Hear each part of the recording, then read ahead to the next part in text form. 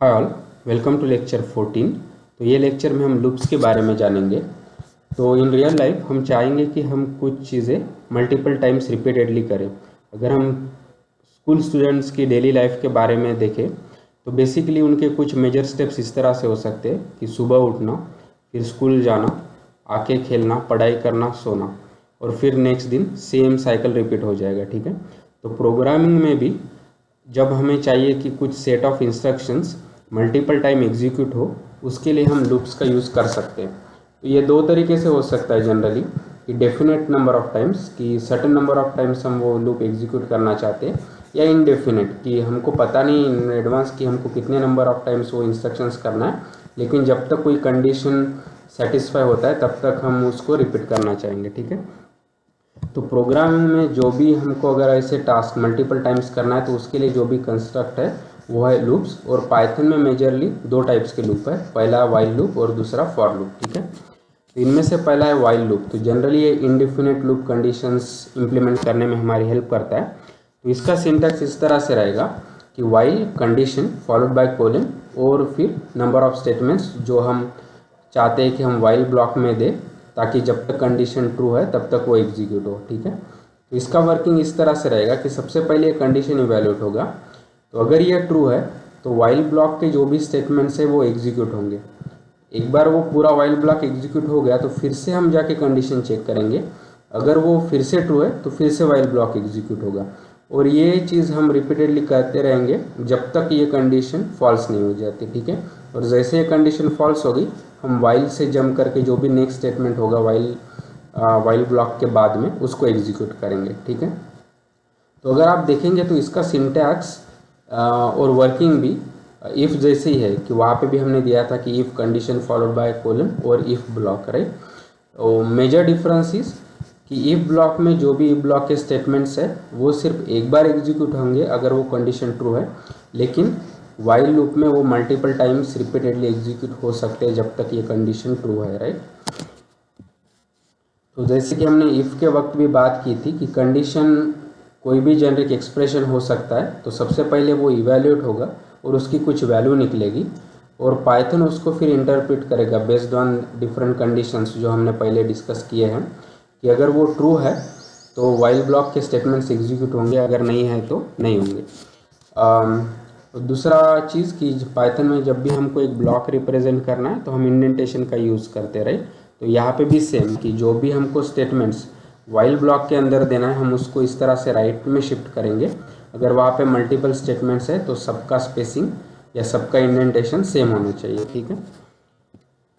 तो ये एक सिंपल सा एग्जांपल है कि हम चाहते हैं कि 0 to 4 नंबर्स हम प्रिंट करें।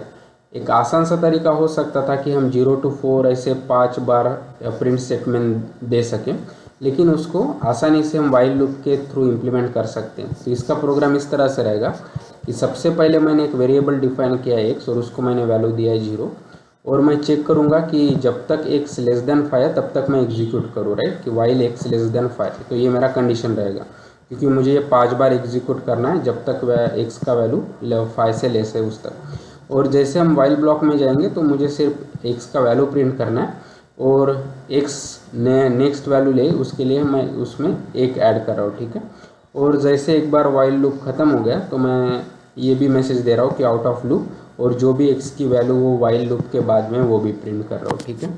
तो इसका वर्किंग इस तरह से रहेगा कि सबसे इनिशियली x का वैल्यू 0 है, राइट। तो फिर x का वैल्यू हमने वहाँ पे 0 रखा, और फिर हम ये कंडीशन चेक करेंगे कि x लेस देन 5, हाँ, क्योंकि current value of x is 0, तो 0 इज़ लेस देन 5, इसलिए हम वाइल ब्लॉक के अंदर जाएंगे और x का जो भी करंट वैल्यू है वो प्रिंट करेंगे, तो जो कि है 0। ठीक है। फिर हम x में 1 ऐड कर रहे हैं, तो अभी x का वैल्यू 1 हो गया। तो यहाँ पे वाइल ब्लॉक ख़त्म हो गया, लेकिन हम अभी डायरेक्ट बाहर जंप नहीं करेंगे, बल्कि हम जाके फिर से एक बार कंडीशन चेक करेंगे। तो यहाँ पे x का वैल्यू अभी 1 है, तो 1 इज़ लेस देन 5, तो ये ट्रू हो गया। तो फिर से इसलिए हम वाइल ब्लॉक के अंदर जाएंगे और x का करंट वैल्यू प्रिंट करेंगे जो कि है 1, और फिर से x में 1 वैल्यू ऐड करेंगे, तो अभी x का वैल्यू हो गया 2। फिर से जंप करेंगे, 2 लेस देन 5, इसलिए 2 प्रिंट होगा। फिर से इंक्रीमेंट होगा, अभी 3 लेस देन 5, इसलिए 3 प्रिंट हुआ। फिर से इंक्रीमेंट हुआ, अभी x का वैल्यू 4 लेस देन 5, फिर से हम अंदर आ गए, अभी x का वैल्यू 4 हो गया। लेकिन अभी क्या हो रहा है, अभी हम उसमें एक ऐड कर रहे हैं, तो अभी x का करंट वैल्यू 5 हो जाएगा। और जैसे हम फिर से जाके ये कंडीशन में चेक करेंगे कि 5 लेस देन 5, तो ये फॉल्स हो गया, इसलिए हम डायरेक्ट अभी वाइल ब्लॉक के बाहर जंप करेंगे और फिर हमने ये आउट ऑफ लूप यहाँ पे प्रिंट किया है, और बाद में जो भी x का करंट वैल्यू है जो था कि 5, वो हमने यहाँ पे प्रिंट किया इस तरह से, ठीक है। तो वो प्रोग्राम में हमने ये 3 मेजर स्टेप्स किए। तो सबसे पहले इनिशियलाइजेशन कि हमने एक वेरिएबल डिफाइन किया और उसको कुछ प्रॉपर वैल्यू से इनिशियलाइज किया, राइट। और दूसरा चीज़ था कि कंडीशन, तो ये कंडीशन भी इम्पोर्टेंट है कि वो डिफाइन करेगा कि हमारा लूप कब तक एग्जीक्यूट होगा, ठीक है। तो जैसे कि मुझे 5 बार एग्जीक्यूट करना है जब तक x की वैल्यू लेस देन 5 है, तो इस तरह से मैंने कंडीशन में x लेस देन 5 किया। और तीसरी इम्पोर्टेंट चीज़ इंक्रीमेंट, कि या हो सकता है कि हम वैल्यू डिक्रीमेंट भी करें, लेकिन ये एक इम्पॉर्टेंट है ताकि हम x की वैल्यूज़ को सिर्फ ना यहाँ पे इंक्रीमेंट करें, बल्कि ये कंडीशन को बाद में कंडीशन के बाहर जाने में भी हमारी हेल्प कर रहा है, ठीक है। तो ये 3 मेजर स्टेप्स हर वाइल ब्लॉक के कोड में जनरली यूज़ होते हैं कि इनिशियलाइजेशन, फिर कंडीशन और बाद में इंक्रीमेंट या डिक्रीमेंट, ठीक है। तो वाइल ब्लॉक का वाइल स्टेटमेंट का ये बेसिकली फ्लो चार्ट रहेगा कि सबसे पहले जैसे हमने बात की थी कि इनिशियलाइजेशन, और फिर हम ये कंडीशन इवैल्यूएट करेंगे। अगर वो ट्रू है तो वाइल ब्लॉक के स्टेटमेंट्स एग्जीक्यूट होंगे, और बाद में हम इंक्रीमेंट या डिक्रीमेंट करेंगे, और फिर से हम वो कंडीशन इवैल्यूएट करेंगे। अगर वो ट्रू है तो फिर से वाइल ब्लॉक एग्जीक्यूट होगा, फिर से इंक्रीमेंट या डिक्रीमेंट होगा, फिर से हम कंडीशन में जाएंगे। तो ये part repeatedly as a loop execute होते रहेगा जब तक ये कंडीशन ट्रू है, राइट। और जैसे ये कंडीशन फॉल्स हो गया तो हम जाके प्रोग्राम को टर्मिनेट कर सकते हैं, या जो भी उसके बाद के ऑपरेशन है वो कर सकते हैं, ठीक है। अच्छा, तो ये कुछ इम्पोर्टेंट चीज़ है कि इनिशियलाइजेशंस और कंडीशन ये प्रॉपर रहना ज़रूरी है। जैसे अगर हमारे वो कोड में अगर मैं x को 5 से इनिशियलाइज करता था अगर इंस्टेड ऑफ 0, तो जब भी हम अगर यहाँ पे कंडीशन में आते थे तो ये पहले ही फॉल्स होता था और सीधा हम वाइल के बाहर जंप करते थे, जो कि हमारा डिज़ायरेबल रिजल्ट नहीं है और हमको सिर्फ आउट ऑफ लूप और 5 मिलता था। तो इनिशियलाइजेशंस और कंडीशन ये प्रॉपरली देना ज़रूरी है, ठीक है। और दूसरा एक इम्पोर्टेंट फैक्टर हमने देखा था कि इंक्रीमेंट या डिक्रीमेंट, अगर वो हम सही से नहीं करते या अगर नहीं करते तो एक मेजर लूपहोल हो जाएगा, और वो है कि इनफाइनाइट लूप, कि हमारा लूप हो सकता है कि कभी टर्मिनेट ना हो और वो कंटिन्यूसली रन करेगा। जैसे फॉर एग्जांपल यहाँ पे मैंने x को 0 से इनिशियलाइज किया और x लेस देन 5 ये कंडीशन भी सही है, लेकिन यहाँ पे इंक्रीमेंट की जगह मैंने डिक्रीमेंट कर दिया। तो अभी क्या हो रहा है कि x का वैल्यू 0 से फिर -1 हो जाएगा, फिर -1 से -2 हो जाएगा और -3 एंड सो ऑन। लेकिन अगर आप देखोगे तो x का वैल्यू हमेशा 5 से लेस रहने वाला है, तो ये लूप कभी टर्मिनेट ही नहीं होगा और ये स्टेटमेंट्स एग्जीक्यूट होते रहेंगे इस तरह से। तो विंडोज़ में अगर ऐसे इन्फिनिट लूप को अगर टर्मिनेट करना है तो हमको फोर्सफुली Ctrl+C से करना पड़ेगा, ठीक है। लेकिन इसलिए ये तीनों चीज़ें काफ़ी इंपॉर्टेंट है, इनिशियलाइजेशन, कंडीशन और इंक्रीमेंट एंड डिक्रीमेंट, ताकि हमको सही रिजल्ट मिले और हम ऐसे deadly conditions like infinite loop avoid कर सके, ठीक है। और एक चीज़ आप कॉमन देखोगे कि कंपाउंड ऑपरेटर्स, जैसे हमने इंक्रीमेंट के लिए किया था कि x = x+1, लेकिन इसको शॉर्ट फॉर्म्स में हम इस तरह से भी दे सकते हैं कि x + 1। तो मैं जनरली इसको इस तरह से याद रखता हूँ कि x फिर जो सेकंड ऑपरेटर और फिर से लेफ्ट साइड का वेरिएबल और प्लस एंड 1 इस तरह से, ठीक है।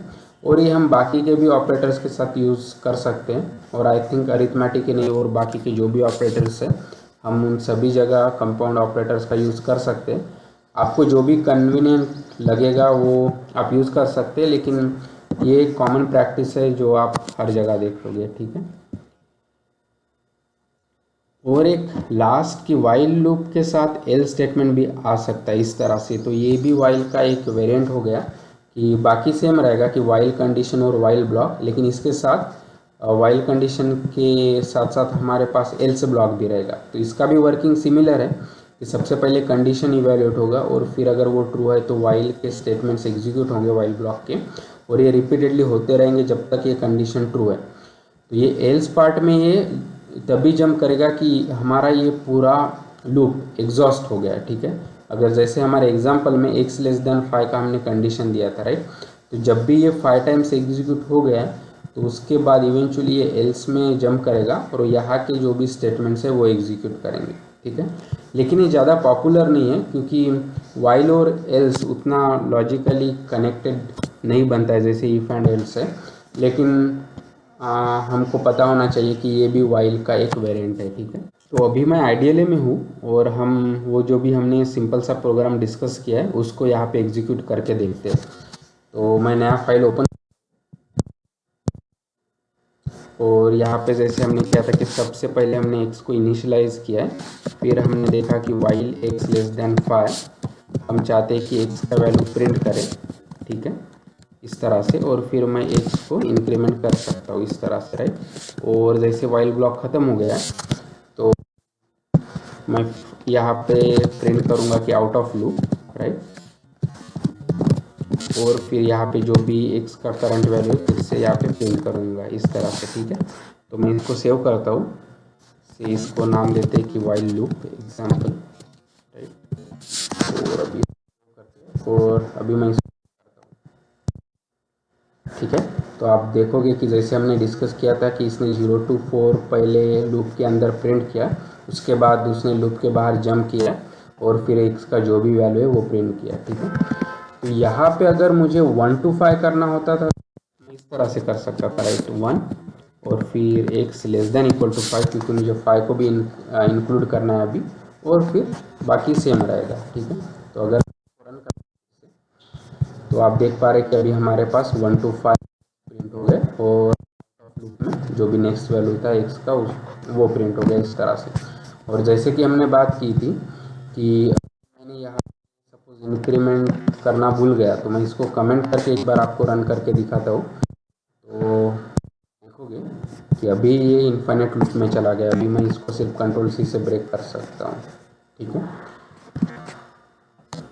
तो आई होप कि अभी आपको वाइल लूप के बारे में अच्छा आइडिया आया होगा, जहाँ पे हमने डिस्कस किया कि वाइल का सिंटैक्स, उसका वर्किंग और बेसिकली जो भी ट्रिक्स एंड ट्रैप्स है उसमें वो सभी।